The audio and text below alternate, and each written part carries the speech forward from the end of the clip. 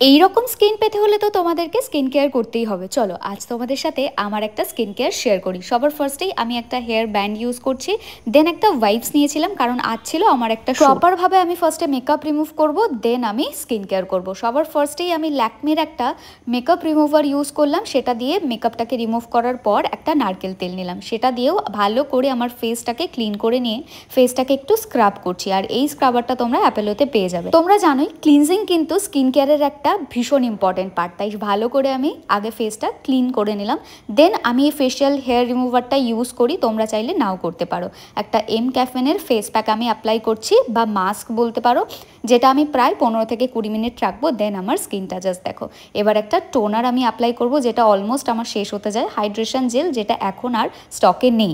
তারপর একটা moisturiser apply করলাম, দেন আমি অ্যাপ্লাই করব একটা নাইট ক্রিম, কারণ এই স্কিন কেয়ারটা আমি রাতে করছিলাম, তাই নাইট ক্রিম যদি এটা ডেতে হতো তাহলে আমি কিন্তু ডে ক্রিম অ্যাপ্লাই করতাম। সিরাম তোমরা অ্যাপ্লাই করতেই পারো, আবার নাও অ্যাপ্লাই করতে পারো ফেসে, এটা তোমাদের চয়েস। দেন সামনেই যেহেতু তোমাদের শীতকাল চলে আসছে, তাই বডিতেও একটা লোশন অ্যাপ্লাই করলাম। এই দেখো হেয়ারটা ক্রিম্পিং করেছিলাম, তাই হেয়ারটা ঠিক এরকম অবস্থা।